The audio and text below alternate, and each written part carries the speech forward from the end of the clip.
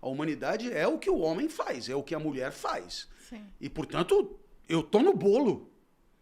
Eu tô no bolo.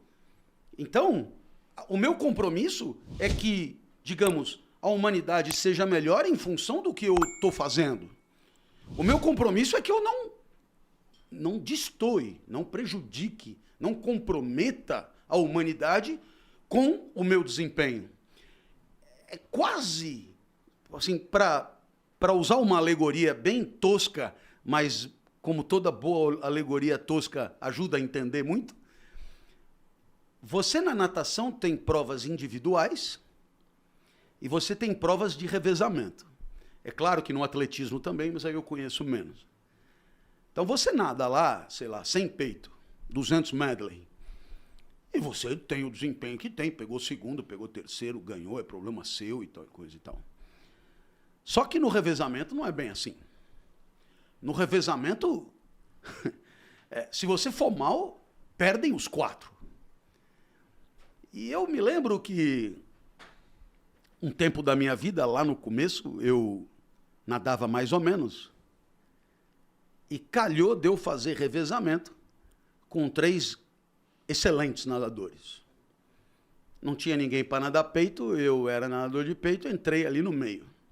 Um desses nadadores chamava Ricardo Prado, vocês sabem, campeão mundial, vice-campeão olímpico, etc., que abria de costas. Então era costas, peito, borboleta e crawl. Então, tipo, campeonato brasileiro. Ricardo Prado abre de costas e deixa 10 metros de vantagem, estou exagerando, mas é uma vantagem confortável. Aí caía eu no peito. Nossa! Porque eu falava, velho, eu não posso ser responsável pela derrota do grupo. Então eu dava no revezamento, eu fazia um tempo muito melhor, mas muito melhor do que na prova individual. Muito melhor. Por quê? Porque, vamos combinar, assim, o meu interesse pela minha vitória na natação era muito relativo, assim, sabe? Eu nadava porque meu pai me obrigava, eu nadava porque eu tinha asma, eu nadava porque eu não sei o quê, mas assim, se eu ganhasse ouro, prata, tanto que eu não tenho nenhuma medalha, não tenho... E assim, cheguei a fazer uma coisa ou outra, sei lá, individual eu fui campeão paulista, fui campeão brasileiro uma vez e tal. Agora, no revezamento a gente bateu o recorde sul-americano e assim, eu nadei, eu cheguei morto no final, morto, porque eu não ia prejudicar o grupo. Pois é assim que eu me sinto nessa perspectiva. A busca da excelência é por conta da integração a um time que está precisando de mim naquele momento, que eu dê o melhor de mim para que esse time possa ter o melhor desempenho possível. E eu acho que é um excelente modo de entender ética nos tempos de hoje, esse que eu estou acabando de explicar. Nossa, gostei bastante dessa definição. E até aproveitando, vamos colocar assim, que a vida te colocou naquela situação do revezamento. Foi. Porque tem um conceito estoico que o Nietzsche depois explorou também, que é a questão do amor fati, de um amor ao destino, seja ele qual for. Então você estava lá, aquilo apareceu para você, você foi e fez o melhor que você podia, não por si mesmo, mas pensando muito mais uma lealdade para com aquele grupo. Isso. Para não decepcioná-los. Então, esse amor... Tem 2 conceitos históricos que eu acho interessantes para a gente falar aqui. Um até citei de passagem muito rapidamente, que é a questão do memento mori, que é o conhecimento de que você é mortal e que um dia sua vida terá fim. Dizem que em Roma, quando um general romano ele voltava de um combate bem sucedido contra um inimigo estrangeiro, né, César na Gália, contra o Vercingetorix, por exemplo, voltava e fazia um triunfo, onde diziam que o homem triunfante, que era aquele general, ele era ovacionado pelo povo, erguiam arcos do triunfo muitas vezes, né? Napoleão só copiou isso para Paris, tem vários lá em Roma.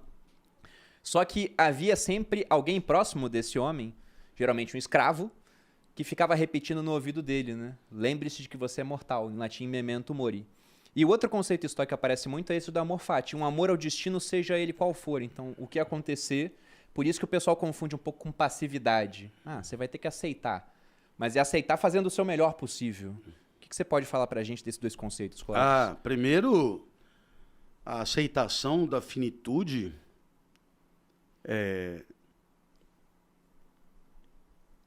A palavra aceitação é sempre uma palavra que faz pensar em alguma coisa do tipo, porra, já que tem que ser assim, então que Ruim, seja né? e tal. Algo ruim.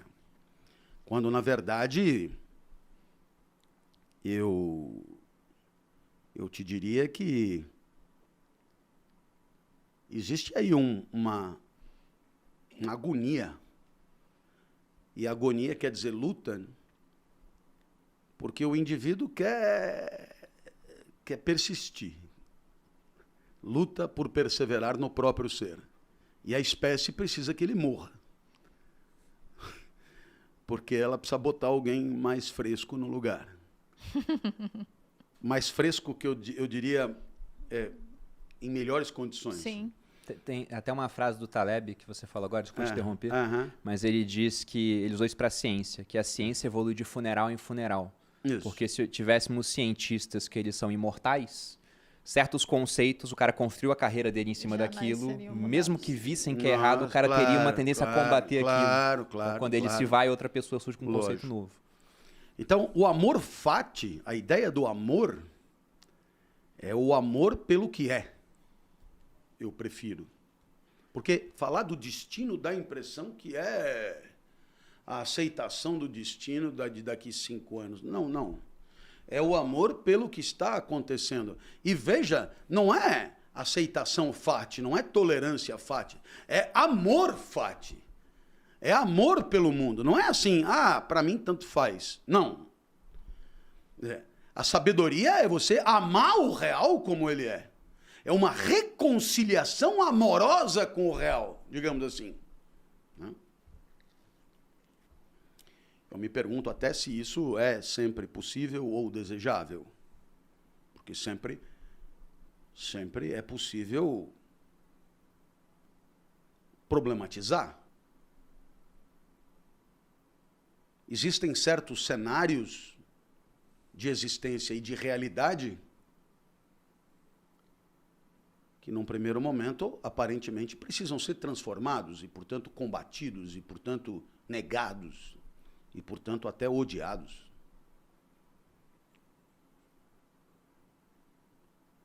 É o caso, por exemplo, de uma cidade, de uma polis governada por um tirano injusto. Agora, é claro, é mais fácil o amor fati quando você está fazendo caça submarina no Mediterrâneo. Né? Ano novo em Maldivas. Aí você vê a maravilha da natureza numa roupa aquecida, sabe-se lá qual é o material que aquece, e você ali, bem alimentado. Aí é uma beleza o amor fati. É menos legal com crianças doentes, morrendo de fome. Então, eu te diria que esse amor pelas coisas como elas são é indicativo de uma sabedoria em relação à qual o meu espírito ou não se alinha ou não alcança. Eu não consigo amar o mundo como ele é. Eu consigo amar pedaços. Mas não é pedaços que o Nietzsche está falando. Porque senão você cai no niilismo, você cai no valor. Eu amo o que é bom e detesto o que é ruim. E aí pronto, já não é. Não. É o amor pelo real. Bom, esse é um ponto. Quanto à questão da finitude, isso eu me remeto à Odisseia. Ulisses volta para casa, e a Odisseia chama assim porque Ulisses em grego é Odisseu, seria então Cloviséia ou Maluséia, que é a aventura de voltar para casa. Então Ulisses, ele furou o olho do ciclope Polifemo, e a desgraça é que o ciclope Polifemo era filho de Poseidon, deus dos mares. E Ulisses estava voltando para Ítaca, que é uma ilha. Se você mora numa ilha, a última pessoa com quem você deve arrumar confusão é com Poseidon. E Poseidon resolveu atormentar Ulisses. Ulisses foi parar na ilha de Calipso, e Calipso era uma deusa maravilhosa, E Ulisses ficou 7 anos nessa ilha, chorando, querendo voltar para Ítaca, para o seu lugar, etc. E tal. Aí Zeus mandou Hermes ir lá avisar Calipso para soltar Ulisses. E Calipso tenta uma última cartada. Ulisses só ficaria lá se quisesse. Então ela oferece. Se você ficar aqui, eu te dou a eternidade e a juventude. A eternidade quer dizer, vira Deus. Apoteose, virar Deus. E juventude, claro, porque não adianta nada eu dizer que você não vai morrer nunca, você vai envelhecendo e vira uma uva passa. Também não adianta nada. Então, eu te dou a eternidade e a juventude. E Ulisses, então, tem diante de si, de um lado, uma vida de mortal e de outro lado, uma vida de Deus, para escolher. Então, a resposta de Ulisses é,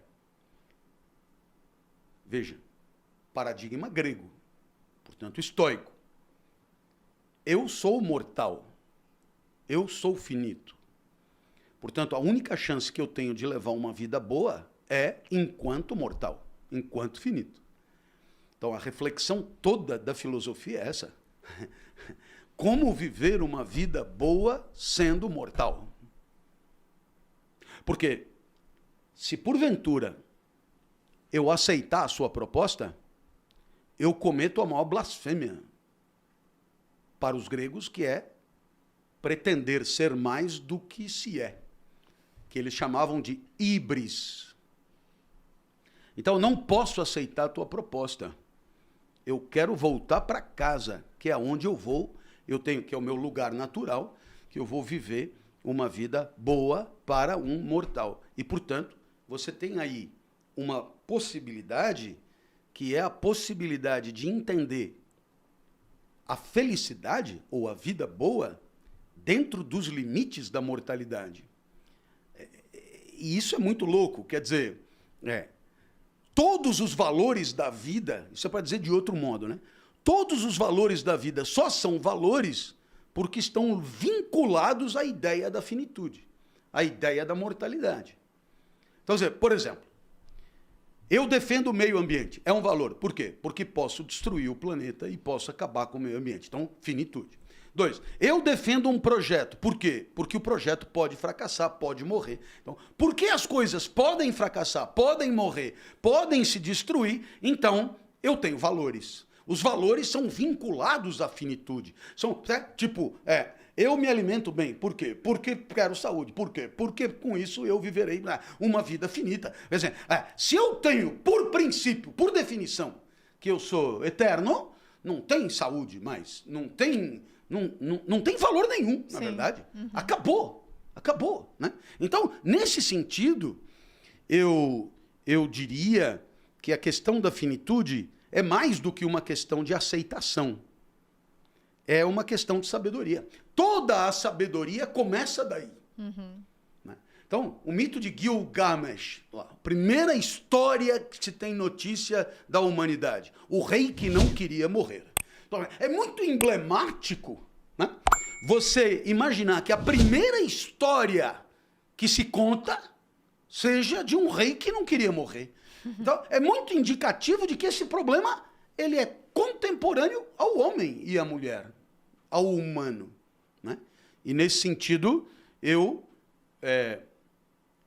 me preocupo, porque, no final das contas, não é nada certo que tenhamos aceitado a finitude.